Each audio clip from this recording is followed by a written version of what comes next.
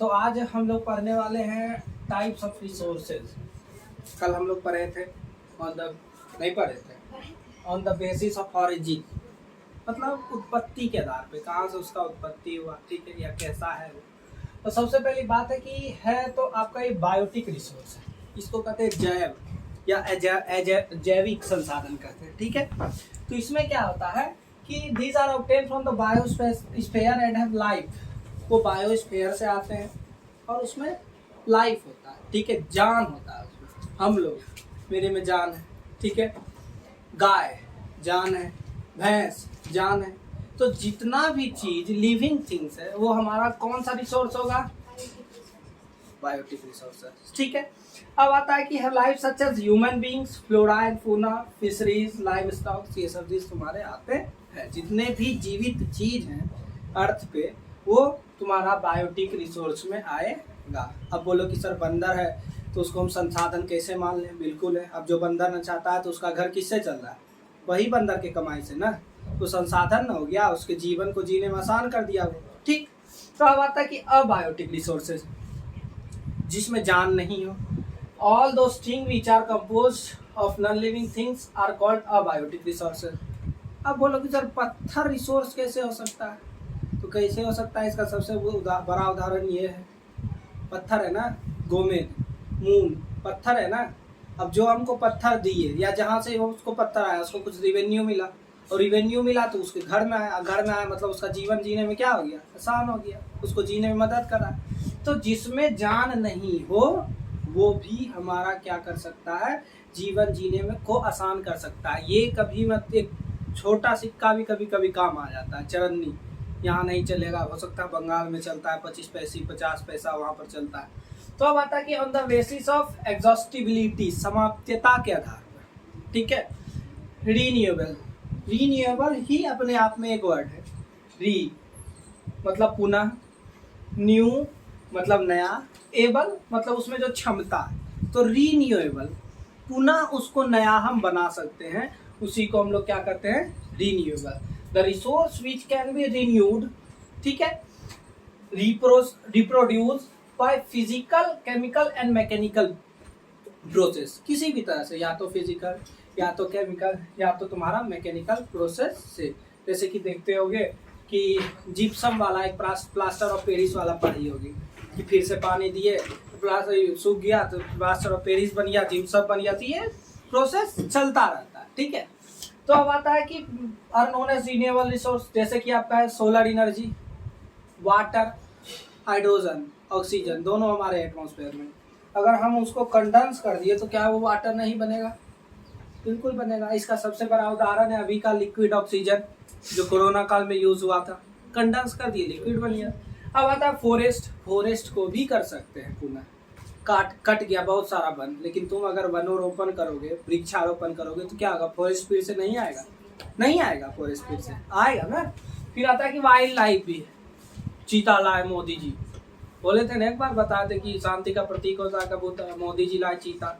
हाँ ना, न छोड़ लेंगे, इसलिए भारत की तरफ कोई नहीं आंख दिखाएगा। अब आता है कि तुम्हारा एक नॉन रिन्यूएबल रिसोर्स, जिसको पुनः नहीं बनाया जा सकता, जैसे this occurs over a very long geological time, बहुत समय लगता है इसको बनने में। इसका सबसे बड़ा उदाहरण है and can not be renewed, और उसको पुनः नहीं बनाया जा सकता, are called non renewable resource. इसको सबसे बड़ा उदाहरण है इसका फॉसिल फ्यूल। फॉसिल फ्यूल में ही तुम्हारा सब चीज आ जाता है। क्रूड ऑयल से ही पेट्रोल, डीजल, किरोसिन सब चीज आता है। तुम 8 में पढ़े होगे रिफाइनिंग ऑफ क्रूड ऑयल, उसमें अलग अलग टेम्परेचर पे अलग अलग लिक्विड तुमको प्राप्त होता है, पेट्रोल, किरोसिन, डीजल, ये सब चीज, ठीक। अब आता है कि मेटल भी एक तरह से है। हमारे पास गोल्ड एक सीमित मात्रा में है, ऐसे गोल्ड का प्राइस बढ़ते नहीं रहता। अगर सीमित मात्रा कोई भी चीज समझो इकोनॉमी के हिसाब से, अभी भारत पूरा पैसा छापना स्टार्ट कर दे, तुम ही सोचो, तुम्हारी एक दोस्त है, ठीक, तुम उसके यहाँ एक दिन गए, 4 रसगुल्ला दी, एकदम ममता दालमोट, रिमझिम दालमोट, मार गुड्डे बिस्किट। फिर एक हफ्ता बाद गए तो वो जो है 10 गुल्ला घट के 2 हो जाएगा। डेली जाने लगा तो पानियों पूछना बंद हो जाएगा। तो वो क्या है? यही चीज है वो ये गोल्ड कि अब है ही नहीं, वो दुर्लभ। भगवान से सीखो, भगवान 100 साल से कर रहा है तपस्या, ठीक है, रावण गला पे गला काट रहा है, सर पे सरदार अलग कर रहा है, तब ना भोला बा है कि तुरंत आगे भोला बा, नहीं ना। तो दुर्लभ एकदम सबके लिए, किसी के लिए दुर्लभ हो जाए। इंस्टाग्राम पे ऑनलाइन मत रहो, मैसेज करे तो नोटिफिकेशन से देख के बंद कर दो, रिप्लाई मत दो। रिप्लाई दे देगा तब तो गड़बड़ा जाएगा मामला, ठीक। अब आता है कि behaviour on the basis of ownership, अधिकार, ठीक है, किसको अधिकार है। तो इंडिविजुअल, किसी एक आदमी का इंडिविजुअल रिसोर्स कहलाता है। This are also on privately individual, ये प्राइवेट होता है, खुद का होता है। जैसे एग्जांपल में ले लो लैंड ऑफ फार्मर, खुद का अपना जमीन में उपजाया, अब उसका मन है बेचेगा, खाएगा या नदी में बहा देगा, उसका मन है। अपना एक राज्य, राजा का, वो भी खुद का अधिकार है उसका। ऐसे तो अब मोनैर्की बहुत कम ही जगह है, सब जगह कॉन्स्टिट्यूशनल मोनैर्की है कहीं।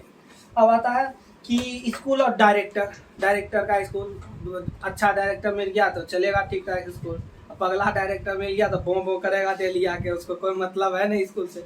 आनर बानर टीचर एक हाथ 2 लाख रख देगा ठीक है। अब आता है कि community, these are the resource which are accessible to all the members of community, समुदाय के लिए। अब तुम एनएस कॉलेज जाओगे तो ऐसा थोड़ी है तो तुम पगला डायरेक्टर वहाँ जाके झंडा गाड़ देगा कि मेरा प्लेग्राउंड है, कोई नहीं खेलेगा, ऐसा होगा नहीं ना। तो वो एक समुदाय के लिए, समाज के लिए, ठीक है, कि वहाँ पर बाढ़ के कोई भी, बिहार के कोई भी, भारत के कोई भी, इवन वर्ल्ड के कोई भी आदमी आकर के खेल सकते हैं, उसको किसी से परमिशन लेना नहीं पड़ेगा। तो ये समुदाय के लिए, ठीक है, समाज के लिए, सामाजिक प्रॉपर्टी, समाज का मंदिर, सब जाके पूजा कर सकता है। ऐसा थोड़ी है कि अब गुलशन गया या कोई गया, तुम्हारा डायरेक्टर गया, जाकर ताला बंद कर दिया कि नहीं मेरा मंदिर है, नहीं, ठीक है। तो अब आता है कि national, all the resource belong to nation, जितने भी नेशन से बिलोंग करते हैं, राष्ट्र से बिलोंग करते हैं, ठीक है। And the country has legal power to acquire even private property. एक चीज याद रखना है कि प्राइवेट प्रॉपर्टी को एक्वायर करने का कंट्री को हक रहता है। अब वो पगला डायरेक्टर स्कूल खड़ा कर लिया है, लेकिन अगर देश को लगे कि हम वहां से एक बाईपास गुजारे तो वो रेलगाड़ी जैसा स्कूल गिर सकता है, ठीक है। उस पर उसका अधिकार नहीं है, उसको पैसा दिया जाएगा, ठीक है। अब आता है कि जैसे कि एग्जांपल देख लो, हाँ, for property for public goods, मतलब समझो बात को, ये बहुत अच्छा मुद्दा है, इसको समझना चाहिए।